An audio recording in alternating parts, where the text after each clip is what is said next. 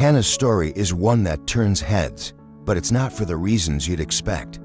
Imagine passing by a seemingly ordinary dumpster on a bustling New York City street, only to hear faint sounds of laughter or smell the waft of a hot meal cooking. Behind the lid and metal walls of this unassuming container lies a story of grit, ingenuity, and resilience. Hannah didn't choose to grow up on the move, nor did she choose her parents' struggles with addiction, which left her to find her own path from an early age. But every time she found herself at another dead end, Hannah found a way to push forward, taking any work she could find in the city that never sleeps. Yet, despite her long hours, she was constantly reminded that even the smallest apartments in New York City were far beyond her reach. So while others might have given up or felt hopeless, Hannah's spirit led her to a remarkable idea. She bought a dumpster. Yes, a dumpster. And no, this wasn't the end of her story, but the beginning. She set it up on the side of the street, transforming this unlikely space into a cozy oasis that was all hers. Hannah found clever ways to decorate it, using small strings of lights and adding safety features, including a fire extinguisher right outside. She had a tiny stove, a neatly arranged sleeping area, and even air conditioning for those hot New York summers. From the outside, people sneered, whispered, and sometimes laughed, but when you looked closer, there was a glow, a spark, something uniquely hers inside. Hannah wasn't just surviving, she was creating her own version of home. Her dumpster became a haven, a sanctuary where she could cook, sleep, and dream without worrying about rent. And the people who first judged her soon began to see things differently. Some even stopped by to chat, curious about how she lived in such a space with so much contentment. Her story became a testament to the resilience of the human spirit and a lesson that happiness isn't about conventional spaces or keeping up with societal expectations. It's about creating your own sense of belonging, even if it means turning an empty metal container into a home. In a world where so many feel empty inside their large, pristine houses, Hannah filled her humble dumpster with life, love, and laughter, proving that the definition of home is whatever you make of it. As word spread about Hannah's unusual home, she started drawing attention not just from curious passersby, but from people who saw her story as a powerful message. A few journalists reached out, wanting to write about the dumpster girl who defied the odds. At first, Hannah was hesitant. She didn't want her life to be a spectacle. But then she realized her story could inspire others who felt trapped by their circumstances. Hannah agreed to an interview with a local magazine, where she shared her journey, the challenges she faced, the creativity and determination it took to make her dumpster into a true home, and the moments of peace she'd carved out in the heart of the city.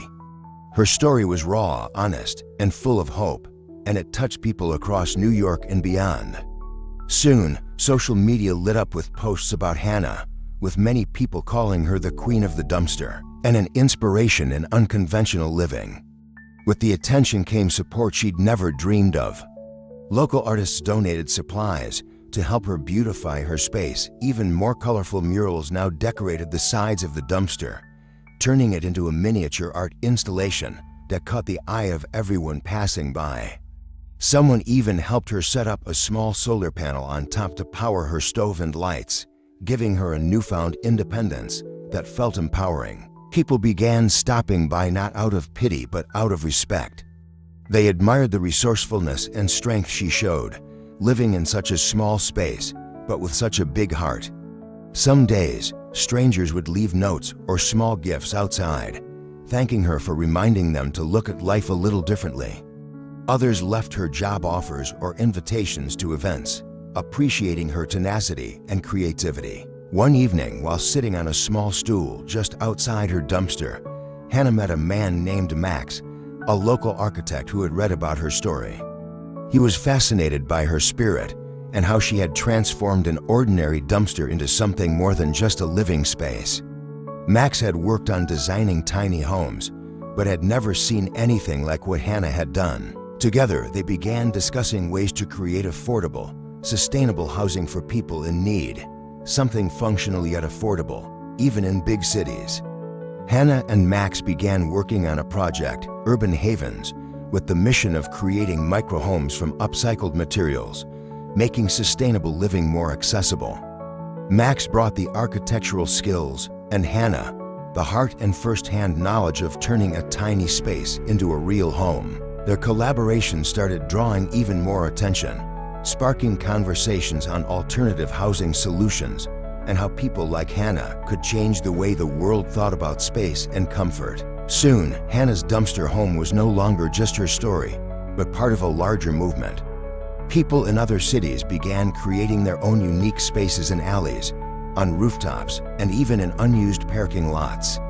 Inspired by Hannah, they used art, practicality, and a sense of community to bring warmth and life to spaces that would otherwise be forgotten. What began as a laughable sight on a New York street corner had turned into a citywide, even nationwide, discussion on resilience, creativity, and redefining the idea of home. And while Hannah's journey had started out lonely, she was now surrounded by friends, supporters, and people who, like her, knew that life wasn't about where you lived, but how you lived.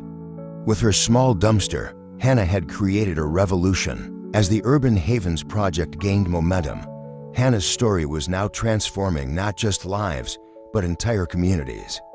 More and more people reached out, eager to be part of her vision. Families struggling with high rents, students, and artists from all walks of life expressed a desire for dignified, affordable housing. With the help of Max and a team of passionate volunteers, they began designing a series of upcycled microhomes across New York, using repurposed materials and innovative space-saving designs. The city initially had its doubts, but when they saw how these unique homes brought color and life to abandoned lots and neglected corners, they began to support Urban Havens. The project attracted the attention of sustainable living advocates and urban planners.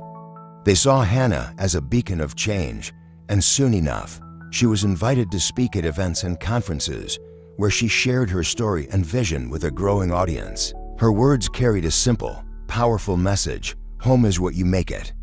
We can make homes from anything if we have the heart and the will. As Urban Havens took off, Hannah's own dumpster home became a symbol, lovingly preserved as a reminder of the movement's roots. The dumpster, which had once been laughed at, was now decorated with messages of hope, courage, and gratitude from people who had been inspired by her journey. It was turned into a micro-museum of sorts, filled with mementos, photos, and notes from people around the world who had found hope in her story. School groups, tourists, and locals alike stopped by to learn about her journey, marveling at the unlikely list of homes that had sparked a housing revolution. With her newfound resources, Hannah decided to give back even more. She and Max set up workshops to teach people practical skills for sustainable living and DIY home building. They offered free sessions on everything from rainwater harvesting and vertical gardening to modular furniture making. Hannah's dream was to empower people to create spaces they could thrive in, no matter how unconventional. Meanwhile, her personal life began to blossom. Hannah and Max grew closer, their bond forged through shared dreams and late-night brainstorms on how to take Urban Havens even further. Max found in Hannah a partner with an unbreakable spirit, while Hannah found in Max a compassionate companion who truly believed in her vision. Their friendship, built on respect and shared purpose, quietly deepened into something more. One day, Max proposed a surprise.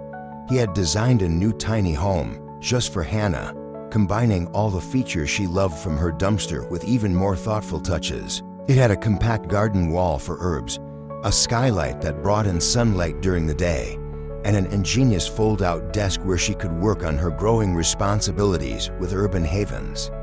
It was still small and modest, just like she liked it, but it was crafted with love and care. Tears filled Hannah's eyes as she realized that, for the first time, she had a stable, permanent home, a place made especially for her by someone who saw the beauty in her strength and journey. But she kept her original dumpster too, as a symbol of where it all began, keeping it in a special spot in the Urban Havens community. Years later, Hannah's story had evolved from one of survival to a movement of hope and community. Urban Havens had spread across the country, with new locations popping up in cities facing housing challenges. Hannah had built a legacy that proved a home wasn't defined by four walls or the money it took to rent it. It was the spirit, love, and resilience poured into a space.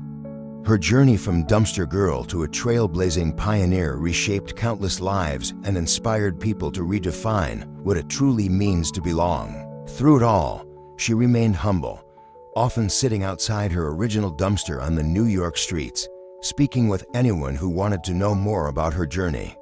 And as she gazed out at the colorful urban havens community she had helped create, she knew that she had found, and helped others find, the truest sense of home wherever they were.